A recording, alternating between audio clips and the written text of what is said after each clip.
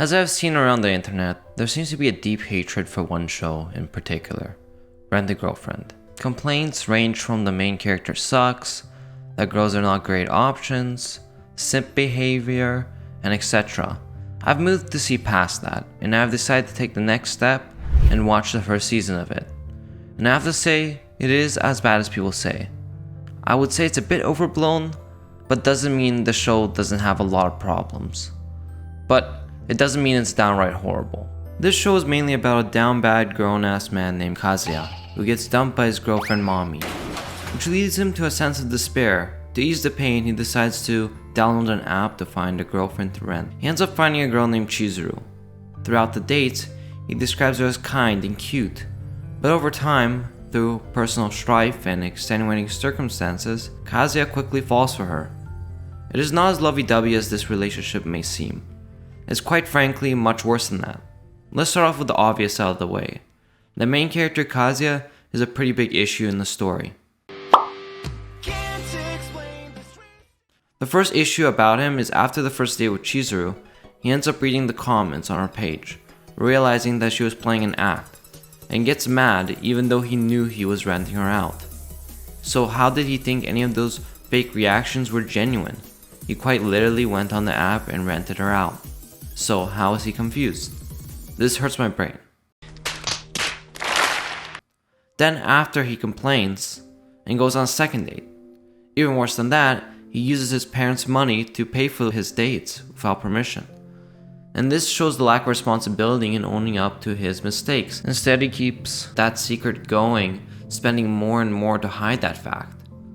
I don't know how else he could explain the massive increase in spending to his parents. And he even admits he needs to find a job because of his spending habits. He quite literally put the biggest Twitch subs to shame because you gotta raise the bar up. Because I came upon a very interesting Reddit post that I will link below. Someone actually did the math on Kazuya's spending habits, and it was around $4,950 Canadian he spent on Chizuru within the first season, which beats out most Twitch subs. My money don't jiggle jiggle, it folds. I'd like to see you wiggle wiggle, for sure. But this shows his carelessness with his parents' money, not caring about the consequences. Then he also lies to his grandma about having a girlfriend, when it's pretty apparent that he rented her out. But this doesn't just affect Kazuya, it also affects Chizuru, putting her in a complicated position, having to live a double life to keep up this charade. This also gets me into my next point, Kazuya's and Chizuru's fake relationship that should have ended in episode 2. Because, quite literally, they had the best opportunity to do so. In episode 2, Kazuya's grandma wants to visit Kazuya's home with his girlfriend. So Kazuya requests Chizuru to lie for him again, which she rightfully declines. But Kazuya is relentless, even trying to break into her apartment at some point in the episode. But Chizuru doesn't mind that, and continues to decline him at every chance she gets. Eventually he gives in and decides to tell his grandma the truth, until out of nowhere Chizuru comes in to lie for him again. It hurts my brain to think that what convinced her to keep up this lie, because she was pretty adamant about telling the truth, but suddenly she wants to switch up at the last minute? It makes no goddamn sense. Okay, maybe you can stretch out the lie to episode 7, when he got an actual girlfriend. What was the point of continuing the lie after that? Was it because he was trying to convince himself that Chizuru would eventually fall for him? This is the most likely scenario, but what was the point of Chizuru continuing this lie? Can't she tell that this is an unhealthy relationship and his obsession is the driving force behind that? This leads me to my most infamous episode that paints the complete picture of who Kazuya really is in episode 8. This makes Kazuya out as the biggest obsessed creep ever, quite literally stalking Chizuru for a whole day and later revealing it to Chizuru. Instead of Chizuru acting rationally and blocking him or calling the cops or something for stalking her, she instead gives him a phone case and acts like it's no big deal. No big deal? I'll tell you what's no big deal. Shoving a stapler up your ass is no big deal, but stalking someone's quite a big deal. It's a fucking jail sentence. Kazuya quite literally gets rewarded for his actions. And this brings me to one of the most important points.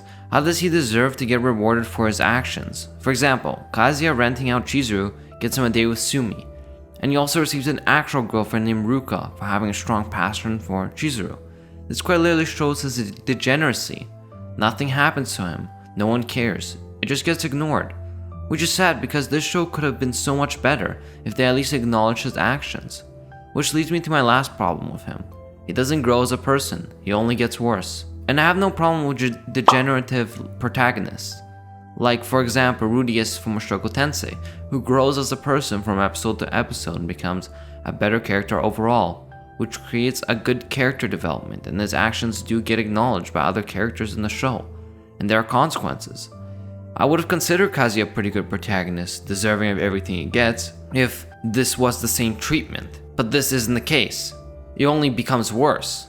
He starts to obsess over Chizuru more and more, even willing to stalk her and spend thousands of dollars on her, convincing himself that she is his girlfriend and that she will fall for him, never realizing that this could all be a probable charade. This would have not been such a big issue if there were consequences for his actions. As I have stated in my last points, no consequences for his actions have ever surfaced. This consequentially leads me to my next character gripe, Chizuru. One of my other gripes is the character Chizuru. Everyone thinks she's the best girl in the show, but I think that's much farther from the truth. Chizuru gets introduced in the episode 1 as the protagonist's love interest. She's a rent-a-girlfriend trying to make money to pursue her dream of acting someday. She is ranked at the diamond tier as one of the best rent-a-girlfriends out there. She eventually starts to fall for Kazuya, slowly but surely. But throughout the season, she's unable to admit how she feels to herself. She serves as a rent-a-girlfriend, which is supposed to be a band-aid for people who get dumped or hurt. It was thought to help people heal from harsh breakups, not for something to abuse. But instead of helping prove that, her actions tell a different story. Chizuru will talk the talk, but will not walk the walk. She pretty much feeds into Kazuya's obsessed ego, letting this farce of a relationship continue when she knows it won't last. For example, this show could have ended in episode 2, as I have stated before. When Kazuya's grandma wants to come over to meet Chizuru out of the hospital, Kazuya ends up begging Chizuru to lie for him again. Still, she knew the right thing to do was tell Kazuya's grandma the truth, that they weren't actually dating, and she blatantly tells Kazuya to tell the truth to his grandma. Kazuya eventually admits defeat and tells his grandma the truth. Chizuru comes in out of nowhere and decides to keep the lie afloat, even when she knows the right thing to do is tell the truth. It feels forced for the plot to continue this way. Then there was another time when she was quite literally stalked by Kazuya in episode 8, and she got him a phone case gift. Look at this goofy phone case. And she did not even react to the fact that she was being stalked for a whole day, like her brain forgot to think and instead was running on autopilot. As well as the fact she quite literally decided to manipulate Curry into using the Rent-A-Girlfriend app again, when she knew that this type of person shouldn't be using this app. Curry basically was using a Rent-A-Girlfriend as a replacement for a real girlfriend, like Kazuya. Really hurt my bottom line though, and a lot of it went to Mizuhara. And she even states it is an unhealthy way to do things. Instead of convincing Curry to stop using the app, she continues advocating for its use. Overall, she's almost as bad as Kazuya, maybe even worse, because at least Kazuya can admit his faults, while Chizuru thinks she's doing her best out of her pure heart, when there's quite literally better options out there. Chizuru feels like a plot driver. That is all she is. She is not a character. She can't be a character when she changes her personality in a slight moment's notice. Whenever the plot calls for her, the show turns this character into an enslaved NPC. Worden ze nederig feesten? Wel, we gaan er vandaag vanuit dat dat evenementen zijn die terug zullen kunnen doen. Another problem is Kazuya's grandma. Kazuya's grandma is introduced in episode 1 in the hospital, as she has passed out, which panics Kazuya and causes him to leave in the middle of the date with Chizuru. Because Kazuya has already paid for the date, Chizuru decides to arrive with him. They get to a hospital where Kazuya's grandma is staying. His grandma locks eyes with Chizuru, falling for her son's Rent-A-Girlfriend. As soon as she leaves the hospital, She starts simping harder than any Twitch sub I've ever seen, fawning more over Chizuru than Kazuya has ever. In one of the episodes, we witnessed something quite disgusting that shatters Kazuya's grandma's character forever. This occurred in episode 5, wherein the second half of the episode, Kazuya's grandma invites Kazuya over to the hot springs resort with health tourism. As Kazuya arrives at the location, something smells awry, but he thinks nothing of it. He gets the room key and heads towards his room. The grandmas devise a plan to get Chizuru and Kazuya together by giving them one room key separately. This conceived plan works because Kazuya comes into the room he thinks is his own, until he sees Chizuru come in as well. Of course, they both head up to complain to their grandmas after realizing it was all a trick. They try to confront them, but nothing really comes to fruition. So they mope as they stay in the room together. Then later that day, Chizuru comes into the indoor hot springs. In the big hot tub, she sees Kazuya's grandma. Kazuya's grandma heads to Chizuru, conversing with Chizuru about Kazuya and then offering to clean her. Chizuru obliges. As soon as Kazuya's grandma starts to clean Chizuru, she decides to go all out, squeezing Chizuru's honkers and touching her spot. This of course catches Chizuru off guard, but Chizuru doesn't really do anything about her violation of privacy. This sets my way of thinking about the grandma from being a caring person who wants to see her son find someone he loves, to someone who's just a creep. Kazuya's grandma is 76 years old, while Chizuru is about 19. Kazuya's grandma is acting like this. It's an honor to wash your sexy backside. Please, what's so sexy about the back of someone? Ha! Says the girl with the firm round bottom and these big luscious breasts. You are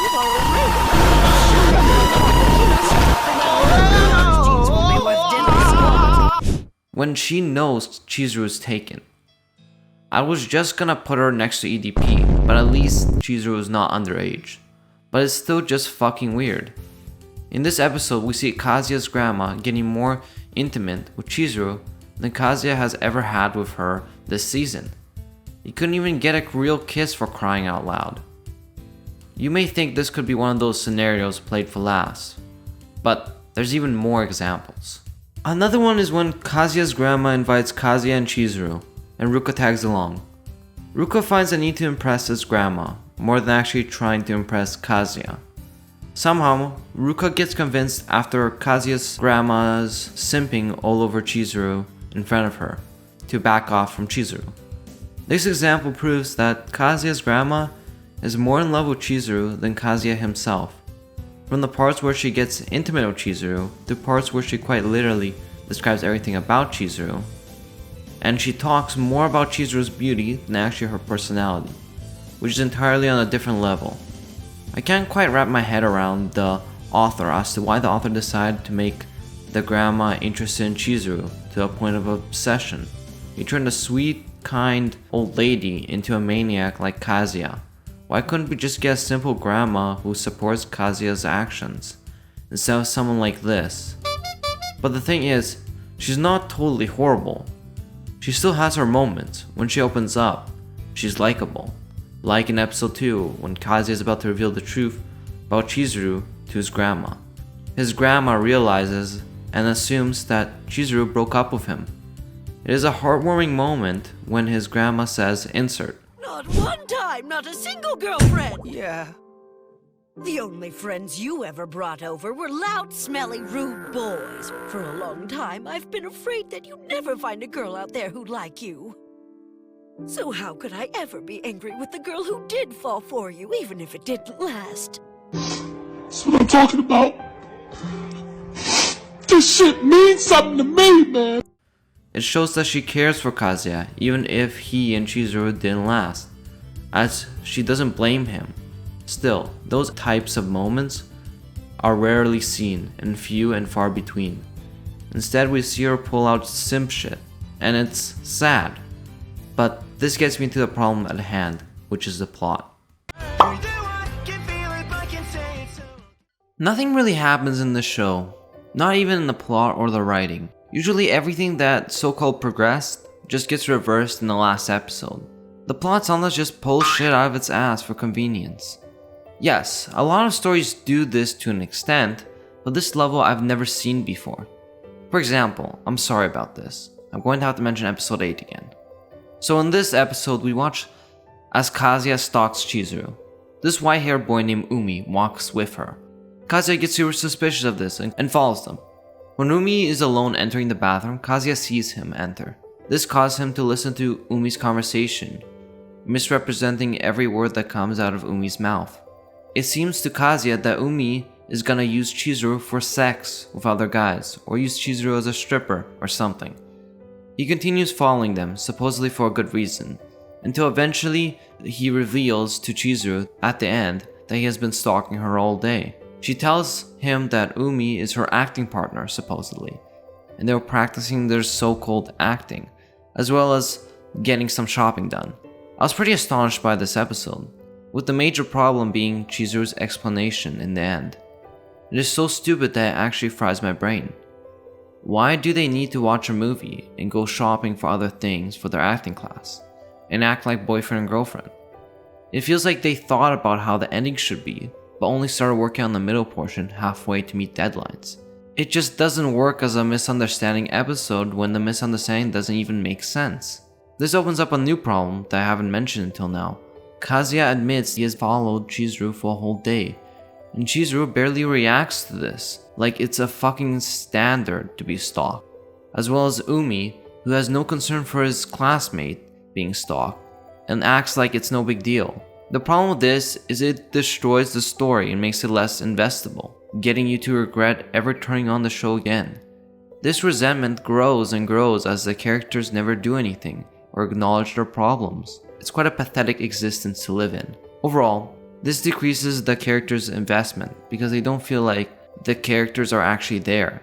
It makes the characters' actions feel forced, not something the character would decide for themselves. What I mean by this is the reason that anime really resonates with me is because part of anime you can be sucked into a different world and feel like you're actually there. This allows you to suspend your disbelief. The problem is they don't discuss or react to the issue, making it feel devoid of life, and twisting your sense of disbelief to a point where you don't feel a connection to a show anymore. It feels like a more unrealistic and dull. For example, I feel Naruto does this well with Jiraiya. Even if he doesn't receive the death sentence for being a creep, they still acknowledge his actions are wrong by getting his ass pummeled by women he creeps on. And sometimes he even talks about the issue. The problem with Friend the Girlfriend is that the character never really addresses anything and responds like nothing happened. It feels like everything just gets ignored in the sense that the plot needs to turn. This could be a story about Kazuya bettering himself, but Kazuya does the opposite, making himself worse throughout the show. This is why I feel episode 8 is one of the worst episodes in the show, making it so despicable that it deserves a score for one of the worst episodes in anime history. This brings me to another issue I had with the show, making everyone stupid as hell for no reason. For example, when Chizuru puts on her glasses, suddenly she becomes a different person. Bro, she looks pretty much the same with or without her glasses, so it makes no sense how would anyone think she's a different person. As well as the fact that at any point Kazuya or Chizuru can reveal their secrets to his grandma, but Kazuya and Chizuru choose not to. A good point I've heard is if they're looking for the perfect time to tell the truth, why don't they tell it over text instead of waiting for that so-called perfect time? Telling the truth over text is better because it doesn't require the awkwardness he would have if he said it to his grandma in person.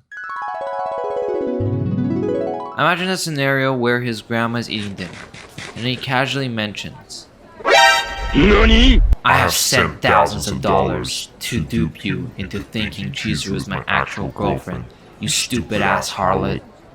It would send his grandma right back to the hospital. Ah! I need a medic bag!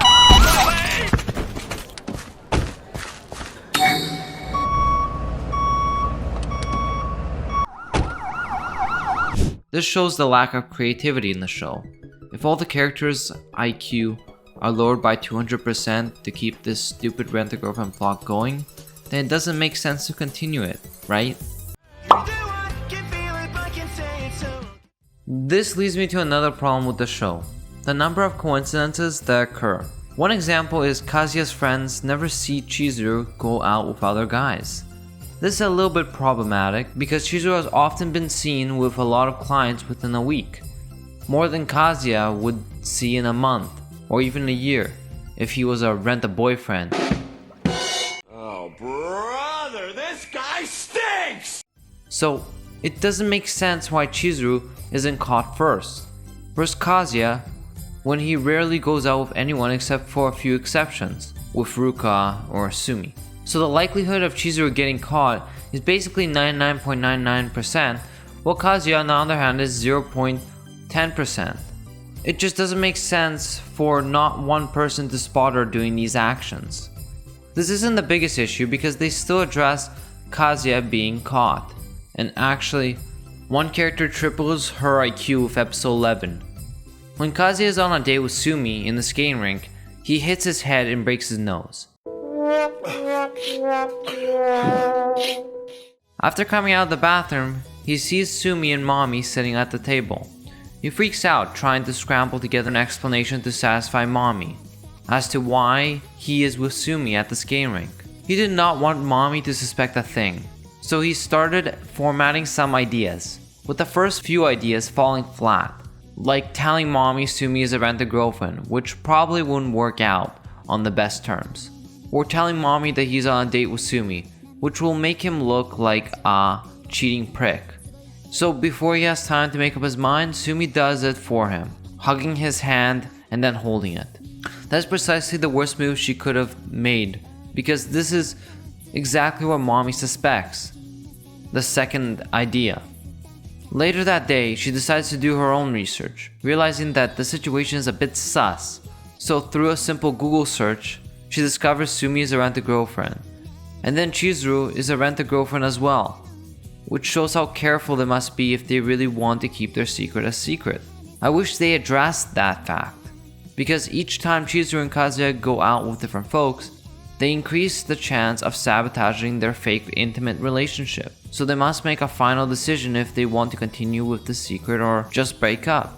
Then another coincidence I find pretty amusing is why does no one bother to do any research on Chizuru, except Mami? If they just put her name in the search bar, they would have found evidence linking her to a rent-a-girlfriend site. It took Mami to find Chizuru in the matter of one search.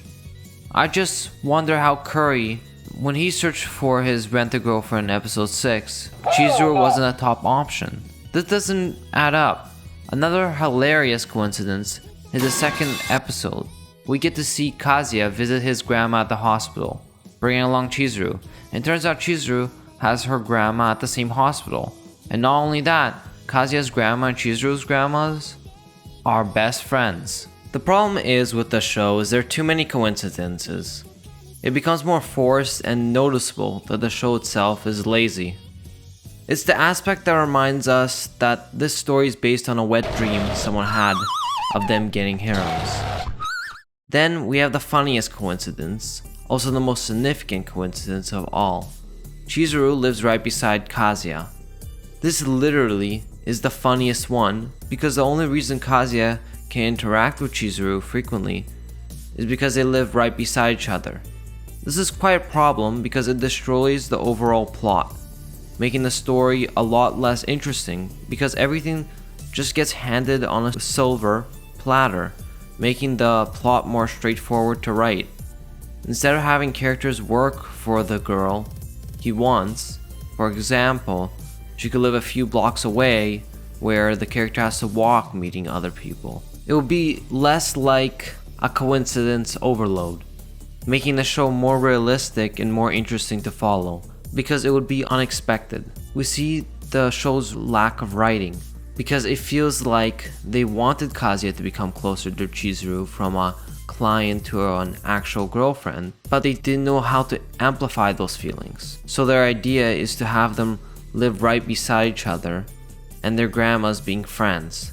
This shows the writer's lack of creativity because this just places the character into the most convenient situation, and there's no fun for the reader. It feels lazy when you literally put all the pieces in place instead of the main character having to find them and put them together himself. Overall, there are many problems, And I also want to mention the good. Even though most of my video is a rant about the show's negatives, I still occasionally enjoyed this show, even if the writing is not particularly good. One of the positives I want to talk about is the wingman Kibe. In this show, Kibe is shown to be one of Kazuya's best friends, always having his friends back. He really shines in episode 4, where Kibe was chilling at the beach, playing cards and shit. In contrast, his friend Kazuya was blowing kisses to his ex-girlfriend. After finishing, he comes back to play cards as well. The friends start to discuss a topic about Chizuru's personal life while playing a card game, asking questions about where she lives and other personal questions. Kazuya eventually decides to blow a fuse because of all the guilt and pressure that has been building up inside him for lying and deceiving people for so long. He chooses to reveal that he and Chizuru were thinking about breaking up. Kibe realizes something is awry when Kazuya is directly staring at Mami, and unexpectedly pummels Kazuya to the ground, beating the living daylights out of him. While beating on him, he calls Kazuya's bullshit and Mami's too. He lets Kazuya know that he's a self-centered prick thinking with his dick instead of using his head, and not realizing the best thing he has is Chizuru. Kibe understands Kazuya is making a colossal mistake and is willing to kick some sense into him for that. Sad, only if Kibe knew the whole truth, he would realize he's rooting for the wrong team to get together. After Kazuya says his goodbye to Chizuru, Kibe comes upon Chizuru near the convenience store. Before she leaves, Kibe asks Chizuru to talk to him. Kibe sits down with her and tries to convince her to forgive Kazuya because he knows Kazuya made a mistake chasing after his ex. He tells Chizuru a story about Kazuya taking care of a plant, and how it grew and became 5 feet tall, and how much he cared for it. Within the message, he signifies how Kazuya is a great guy, and Chizuru won't regret being with him. It's almost like he has experience dating Kazuya. His overall message was that Kazuya is a great guy who cares about people. Even when Kazuya would make dumb decisions, he promised to beat the fuck out of him, to straighten him up. It just shows how much Kibe cares about Kazuya, going out of his way to apologize for him, even buying 2 ferry tickets for them. That just shows how he is the greatest friend of all time, always looking out for him whenever he needs it, to ensure that his friend doesn't live in regret. That's the kind of friend everyone wants to have, but sadly, as I've stated before, only if he knew the truth of Kazuya's predicament. Sadly, he only really plays a part in these few episodes. After that, we never see him again. And it's pretty sad. But overall, I really liked his presence in the show, making him a perfect friend companion. And I feel he's way better written than any other character in the show. I would honestly prefer him as the main character instead of Kazuya. This brings me to the next pro, the best girl in the show, Ruka. I know what I've stated might be a bit controversial, but I think in my personal opinion that Ruka is the best girl in the show, no doubt. We meet Ruka during a double date in episode 6, where Kazuya goes to a wall climbing facility with Curry, who brings his date, Ruka. We witness Kazuya's first impressions of Ruka. He loves what he sees of Ruka. So, when they enter the facility, Curry shows off his climbing skills. And when it becomes Kazuya's turn, he starts climbing the wall and fails miserably. Eventually, throughout the episode, Ruka uses more than half a brain cell and figures that Kazuya and Chizuru are not really dating, which Ruka questions that fact, with Chizuru responding with, clip. Chizuru, are you a rental girlfriend?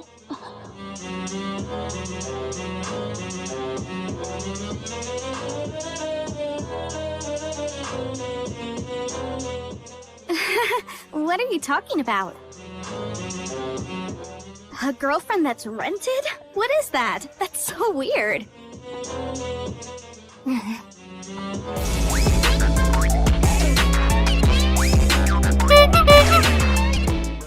Kazuya and Chizuru keep on repeating that they are a real couple. Even when Ruka stops accusing Chizuru of being a rental, they still keep on repeating it, to a point where they have to prove to Ruka that Kazuya is Chizuru's real boyfriend by kissing Kazuya on the lips. Chizuru tries to satisfy that request. But this backfires badly, because Chizuru gives Kazuya the fakest ass kiss I've ever seen. And this is quite sad because Kazuya spent over $2,500 and can't even get a real kiss. It's just downright depressing. This kiss, of course, proves their guilt. Later, after the date, Kazuya follows Ruka to her station, begging her not to tell. And even when she tells him to stop following her, Kazuya persists, even asking her to voice record her, saying she won't tell. First of all, how does that prove she won't tell? Are you gonna call the cops if she tells the truth and says to the officers, "Here's the proof"? All they're gonna do is laugh their asses off. Telling her to record her voice to prove that she will keep the secret has to be a joke. Anyway, continuing from where we left off, Ruka eventually says she won't tell. And she also states that she's a rent-a-girlfriend as well. She only reveals this after being interrogated by our great amazing protagonist here, Kazuya. Later in the episode, she finds out where Kazuya goes to school and finds him there and starts to converse with him. Eventually, she explains that she loves him because she got a high heartbeat from a phone app. First of all, how does she know it's because of Kazuya? This could just be a medical issue. My theory is she probably read it off WebMD, which diagnosed her as lovesick. Then Curry starts snooping around for Kazuya, finding him in an empty classroom with his rent-a-girlfriend. To prove her love for Kazuya, she says to Curry, "Kuribayashi, I want to thank you for renting me out the other day." A line which made my skin crawl.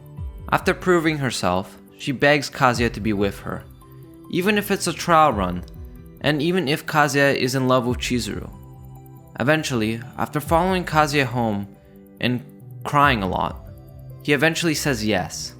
The main problem with this scene, in particular, is he literally was head over heels over her in a double date. How the fuck does he just change from a horny teen to a Buddhist monk and just decline that pussy? Bro, aren't you thirsty, Nibba? You literally said you wanted this. I feel quite bad for her, even willing to lower her expectations for him, playing as a second option for Kazuya, instead of going for someone who wants to be with her. She can be controlling at times, but overall, she really cares about Kazuya's well-being and wants to spend time with him. And Kazuya is disinterested?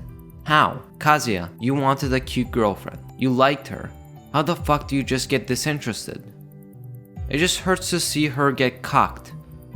One particular episode that hurts me the most is episode 9, where he was on a date going out with Ruka. On that date, he's disinterested as ever, for the most part. After the date finishes, they go into a love hotel to actually do the deed. But this small penis boy, Kazuya, decides to decline. What do you mean, my guy? She literally will marry you and have your children with you. Dude, how the fuck are you not thirsty? You were literally complaining for most of the episodes about being a virgin. Why not? Were no strings attached. And this is still a trial run. The worst part is, throughout this, he's still renting out Chizuru. And even Ruka mentions this. Why does he need to rent a girlfriend when he has a real one that doesn't charge you any money and is willing to be there for you and your grandma? What more can you ask? She's willing to do anything for you. Eventually, she takes Kazuya's phone and finds out where Chizuru will meet Kazuya's grandma. When Kazuya arrives with Chizuru, Ruka arrives and convinces his grandma that she is his real girlfriend, which confuses Kazuya's grandma into thinking that he is two-timing Chizuru. The best convincing lie Kazuya could muster is telling his grandma that Ruka is a psychological liar. Well, see, Ruka is a pathological liar. Cocking her once again by telling a lie and hurting her, even causing her to walk out of dinner, confronting Kazuya about the lie and how much it hurts her. And instead of realizing his fault, he instead starts thinking with his dick, acting like a little child that has never been touched by a woman. Close, too close. Contact! It gets worse. When Ruka is about to tell Kazuya's grandma the truth at the bridge, his grandma starts spouting about how Chizuru is so great and amazing, and how she wants to know more about Chizuru. She quite literally says she's thinking about Chizuru every fucking day. Kazuya's family must be fucking insane. The amount of simping over Chizuru by Kazuya's grandma is too far gone. I feel horrible for Ruka, knowing she will never win over Kazuya or his grandma. And Ruka gets told all this in front of her, cocking her yet again. At a certain point, she needs to call it quits. There's no point in convincing a stupid person to like you. This episode bothers me on so many levels. First, with the fact that Ruka doesn't receive any care in the episode. No one listens to her. Even the one who is supposedly dating her is not letting her words go through his ear and out. And it sucks. Instead of me guessing who he is gonna end up with, instead I get a fuck you. And this helps me realize that Kazuya is a total creep and retard, choosing to keep spending all his money on Chizuru, who might not even like him. But something does blossom. In episode 12, we see Kazuya closing up shop at the karaoke store with Ruka. They are in a lunchroom discussing shit together. Eventually, he decides to make a smart decision to settle on dating Ruka. Look, I know we agreed on a trial period, but now I've decided. I want to make it...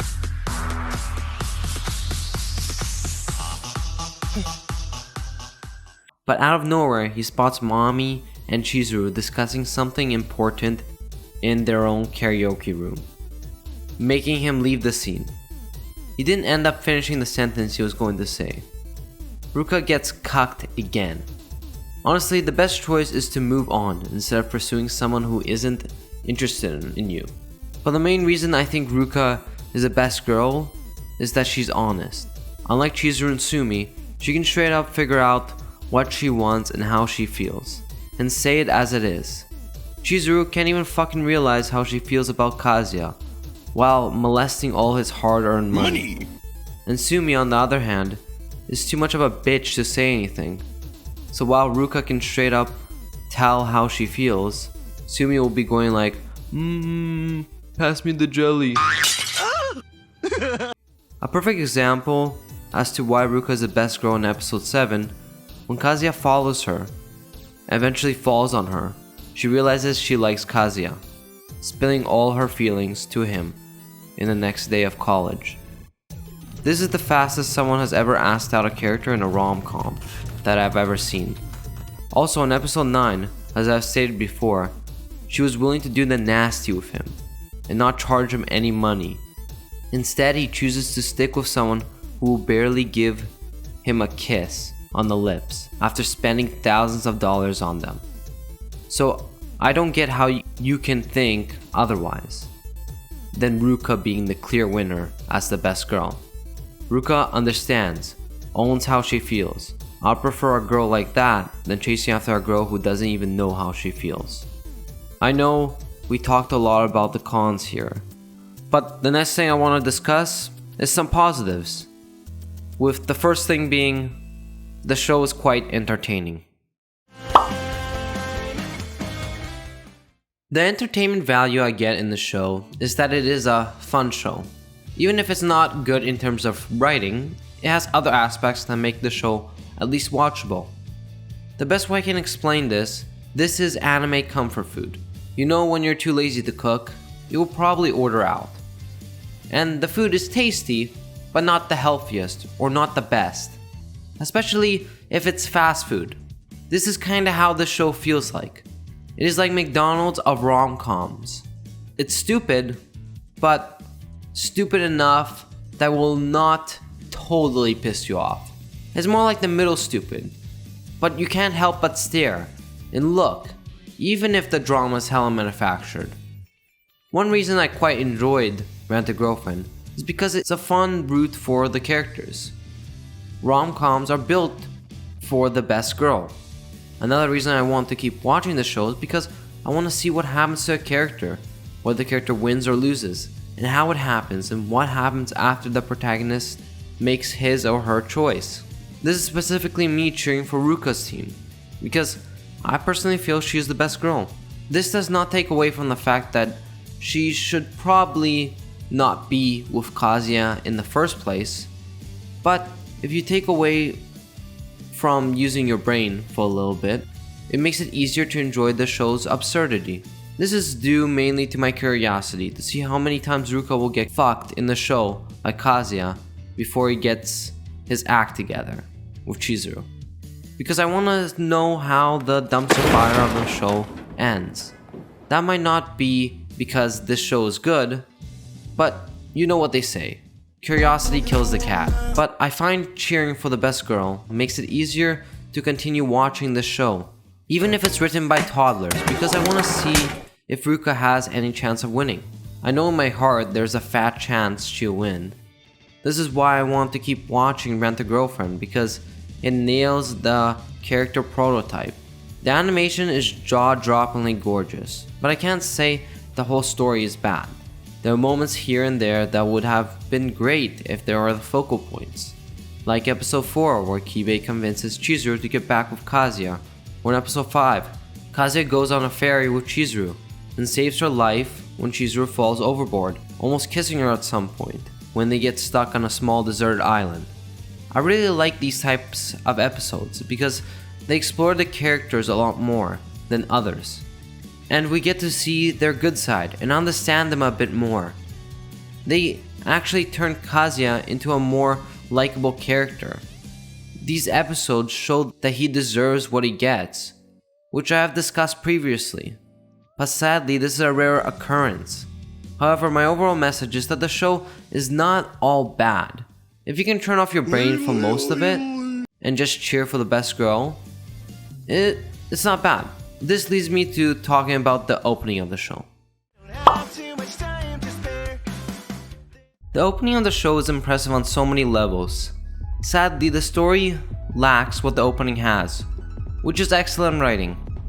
One of the things that the opening communicates well is the girls' personalities through their color palette transitions. The blue circles for Ruka show that Ruka is a hard-headed and honest person. The pink rhombus shape shows Sumi is shy and lacks confidence, while Chizuru has a pink circular shape, which emphasizes that she is a mix between Ruka and Sumi, can be difficult, and can also be shy at times.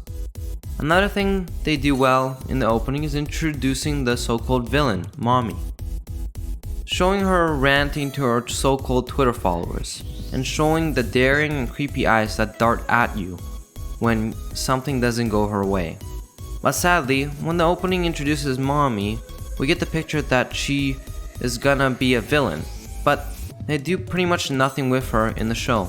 The most she really does is tweet angrily to her Twitter followers, and she also reveals to Chizuru in episode 12 that she knows the secret. But I don't get how that makes her a villain, because Mami calls out Chizuru on her BS, so wouldn't that make her more of a hero? She also helps Kazuya cheat on Chizuru, but Chizuru isn't Kazuya's real girlfriend, so it really doesn't matter overall. The problem is that the opening hypes her up, but the show does nothing with her. It would have been more interesting if she had been more utilized by constantly trying to get in the way of the girls and win over Kazuya, which would have made her more of an interesting villain, which could have been explored throughout the season instead of Mami just being there and doing nothing. Then another thing the opening establishes well is the relationship between Kazuya and Chizuru. This is shown through Kazuya chasing after Chizuru to get her to like him, showing how much he cares about her. This also shows through her text to him. It makes his day even if she doesn't say anything. This also indicates Kazuya's one-sidedness of the relationship with Chizuru, because she doesn't really pay attention to him until he reveals how he feels. Kazuya feels an inferiority complex, but Kazuya feels afraid to ask her out because he just doesn't have the courage to do so. Instead, trying to get Chizuru to reveal her feelings first. This makes the TV show go like this.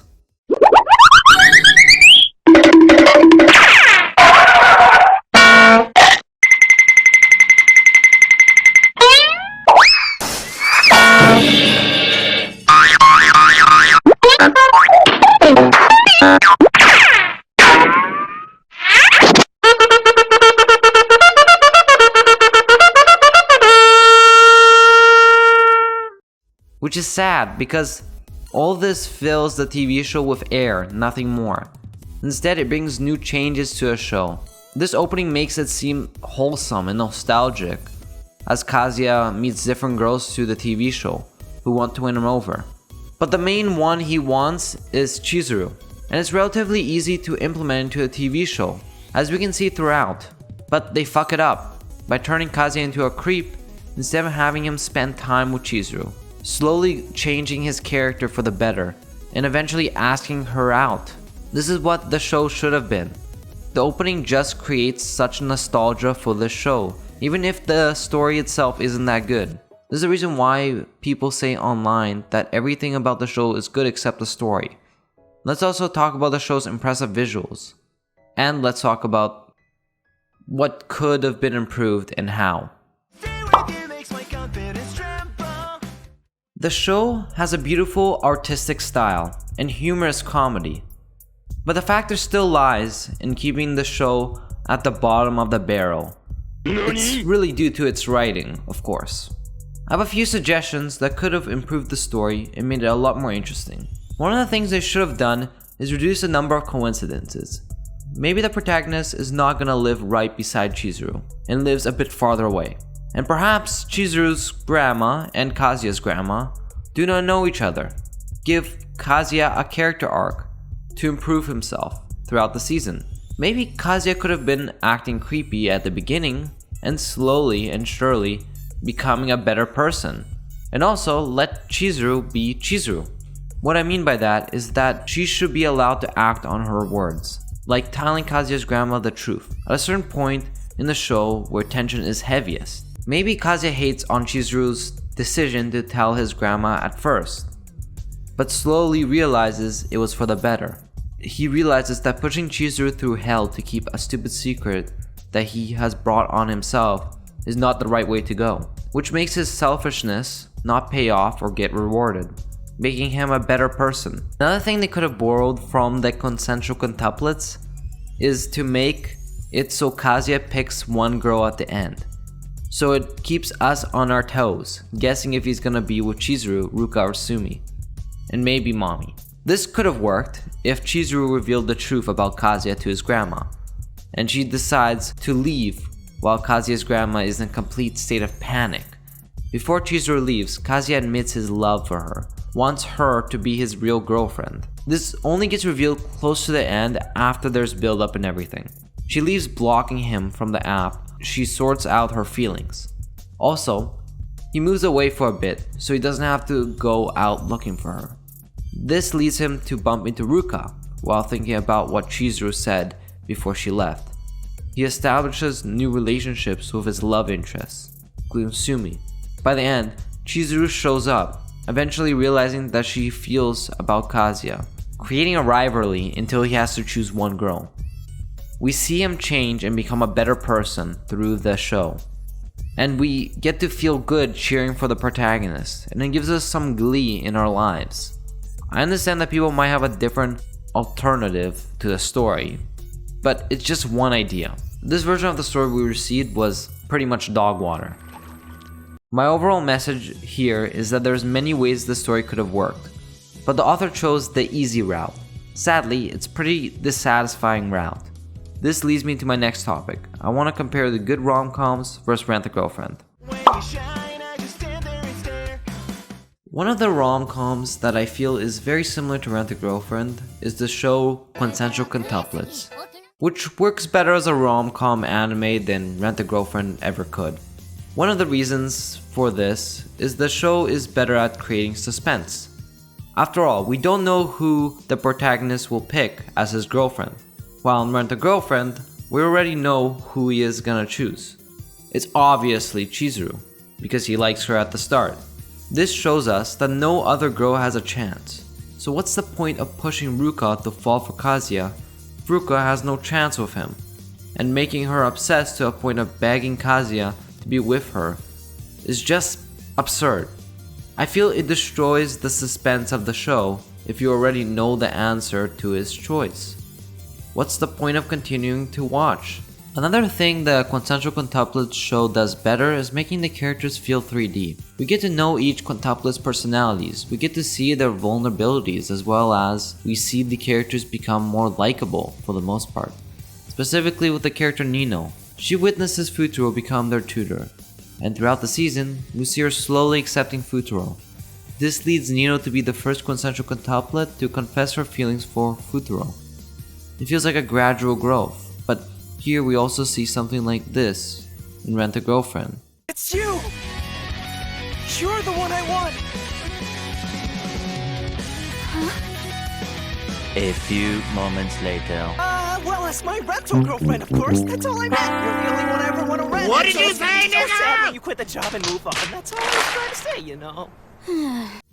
But I feel like they do it a lot worse. Because Ruka shouldn't be falling for Kazuya for doing nothing but being a creep. Because after all, Futuro is not a creep. He's a friendly person who helps everyone out with their problems. Over time, he slowly starts to care about the quintuplets and caring less about receiving a high paycheck from their wealthy parents. As Futuro wants to help Nino, a tsundere who is quite stubborn about letting Futuro in on her life and her studies. She just doesn't trust him, but Futuro does everything he can to help. It shows how great of a character Futuro is, even if he can be a bit bland from time to time. Unlike Kazuya from Rent a Girlfriend, that's pretty much the opposite, only thinking about himself and never improving. Another thing the Quintessential Quintuplets is better at is they're able to change the characters' relationships throughout the season. Meanwhile, By Rent a Girlfriend in episode 12, we witness the protagonist pour his feelings out to Chizuru, only for him to pull out the "just kidding" line, or more specifically, "I like you as a Rent a Girlfriend" line. Also, another show that has similar vibes to Rent a Girlfriend is Kaguya-sama Love is War, which is an anime about a battle between Shirogane and Kaguya, who both like each other, but both of them are too proud to admit that, so they think of different schemes to make one of them confess. But over time, Shirogane and Kaguya slowly but surely lose their will to continue hiding their feelings inside, until everything bursts out in season 3. Rent a Girlfriend does a similar path. Kaguya is chasing after Chizuru, but he's too nervous to ask Chizuru, so he keeps on spending more and more money on her. It's not like we know that Chizuru feels the same way, we only suspect it, but fundamentally, we do not know. But the problem is, we never really see a step forward in their relationship. So, how can we feel committed to the character when they don't even try to commit to themselves? In Kaguya-sama, we witness small steps for each of them, slowly growing towards their eventual breaking point and losing the war. Rent a Girlfriend, they just go back to the status quo. Many TV shows feel similar to Rent a Girlfriend, and each of them has a unique way of moving the plot forward, but taking things back is not the right option. It's all about the way the plot moves. It feels like you're moving it backwards. People are a lot less likely to commit to your show. Like Family Guy. They always keep sticking to their status quo, and they do the same thing with more cutaway gags and worse jokes than the early seasons. There is a reason no one watches this show anymore. When nothing changes in a TV show, it's hard to follow the show's story, creating boredom that can quite literally be lethal if exposed in large doses. After all, as sad as this is to say, life is always gonna change. You either move with the change or you be swept into the dust. That's why it's essential to show some change, because if you don't, it'll make the show feel hollow on the inside. This leads me to the next character I want to discuss, which is Mami. Mami caused the whole ordeal by cheating on Kazuya. This in turn caused a wide enough divide to eventually cause her to break things off with Kazuya. This made Kazuya start using the Rent a Girlfriend app, and through that, he connected to Chizuru, and so on. This eventually led me to look at the rankings for the worst female character in the show. Mami was ranked 12th. She's overall okay. The reason I feel this way is because she mostly rants to her Twitter followers when she gets flustered in a situation.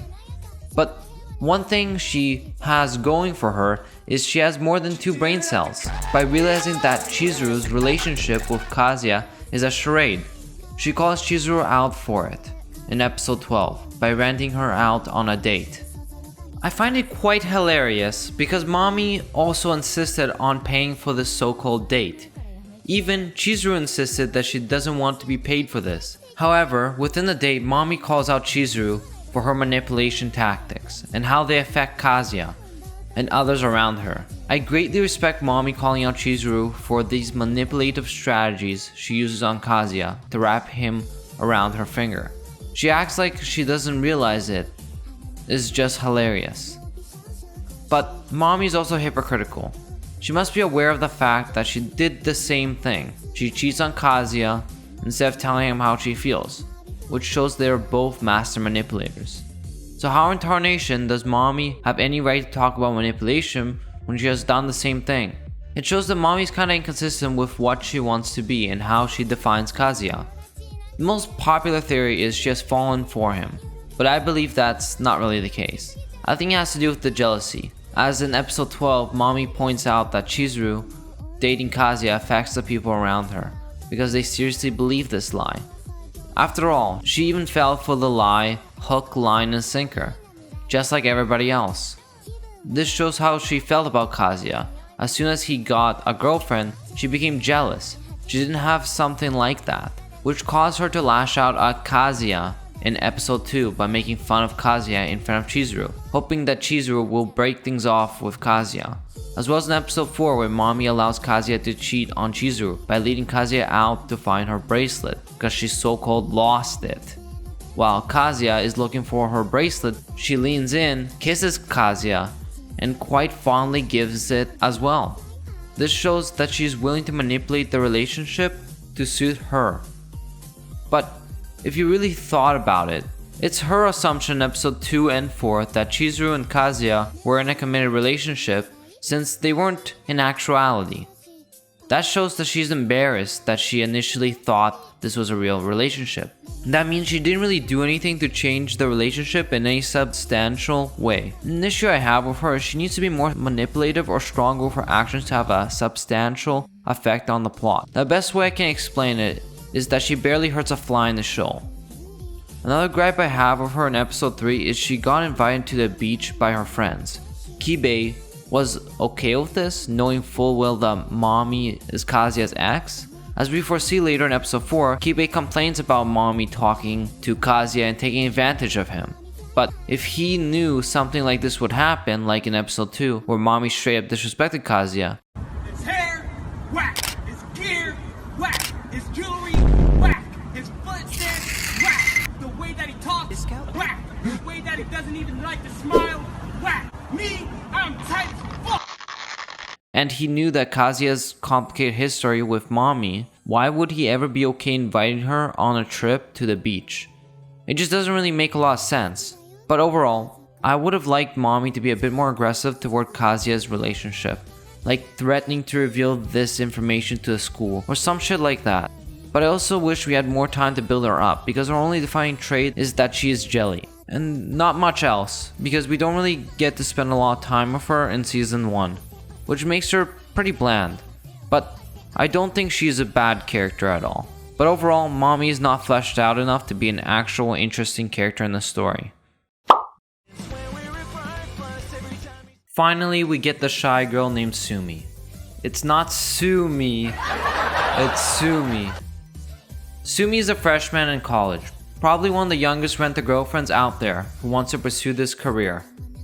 But she hates how quiet she is on dates. She wants to be able to make moves like a rent-a-girlfriend should, but she's way too shy. So she asks her friend Chizuru for help. So we fully meet her in episode 11, as she goes on a rent-a-girlfriend date with Kazuya. During the date, she has a tough time coming out of her shell, as she is shy to the point of becoming an average Reddit user. She quite literally makes sounds like This is a hostage situation. Prepare to fire. Roger that. Shoot on sight.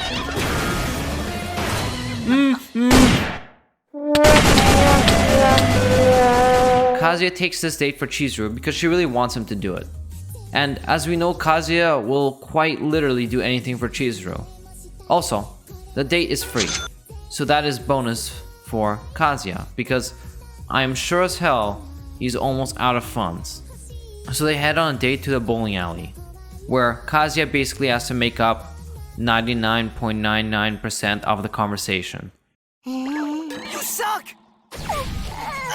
This causes doubts in Kazuya that Sumi can make it as a rent-a-girlfriend. I mean, if the rent-a-girlfriend thing doesn't work out, she always has OnlyFans. Good money-making decision!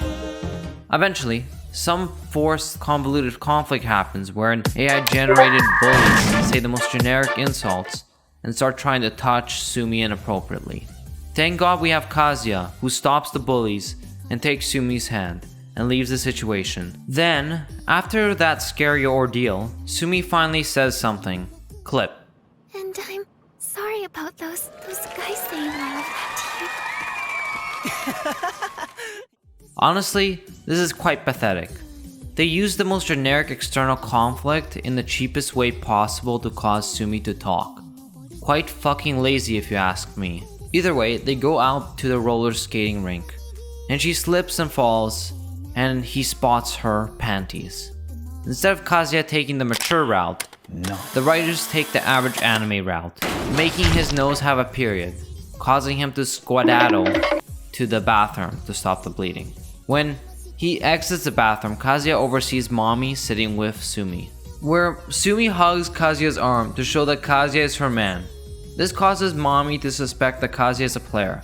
After Mami leaves, Sumi says her goodbyes, and Kazuya apologizes for thinking that Sumi couldn't be a rent-a-girlfriend without talking much. I don't know what could have changed his mind without considering her visual appearance, because she still doesn't speak often, even after being saved by Kazuya. He just tells her to take it slow, and she says goodbye finally. Sumi is shown to be a shy girl in the episode, but the character definitely isn't bad. She's okay. She's just bland, with only one personality trait of being shy. We need a few episodes with her to get to know her, because she only pops out in one episode that is overall written by someone's penis, quite literally and figuratively, due to how they handle the conflict with the so-called bullies. I feel like Sumi is a filler girl for the plot, as she's a stand-in for the shy girl. She's not an actual real character like the others. I really don't have an opinion about her formulated yet, for the most part because I only saw her in one episode in season 1. So I can't really decide if I hate her or she's passable. Hopefully in the second season we'll see more of her and then I can give a definite opinion. Let's finally sum up the overall show. Overall, this show isn't that bad. Sure, it has many problems with the plot and story, but there are certain aspects that make up for the story. First is the animation, which is buttery smooth and quite pleasant to look at. Also, the show has top-tier waifus that are for everyone to enjoy. This adds something to the show's entertainment value. Another thing is the show has a pretty good dub that fits all the characters pretty much perfectly, with convincing performances. Yeah, I'm afraid that was a total lie. Even when the dialogue is laughably bad. I left my sandals at the beach. Such flawless feet should never be left so unprotected. What do you mean by that? Another thing that makes the show bad and good at the same time is its dumbness, as the plot is hella stupid, which makes you laugh at the idiocracy. Also, the pacing isn't too slow, which makes it bearable to watch, which allows me to see the show without really getting bored. There are a few good characters like Kibe and Ruka.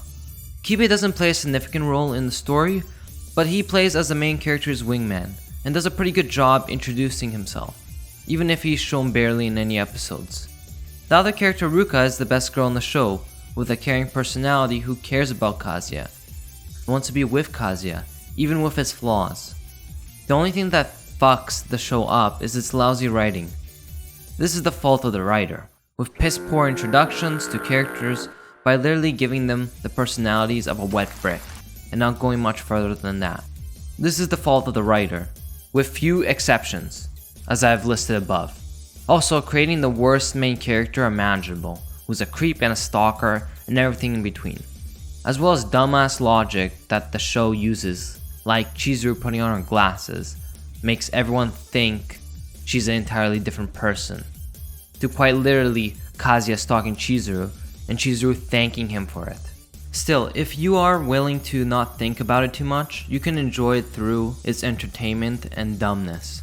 That's why I'm gonna give a rating for the casual watcher and one for the expert anime watcher.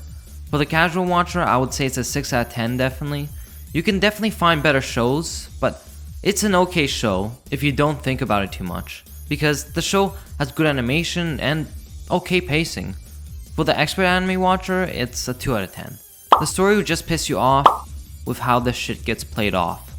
So the best way to describe this show is it's just background noise with pretty animation. Thank you for watching this video. See you next time. Bye bye.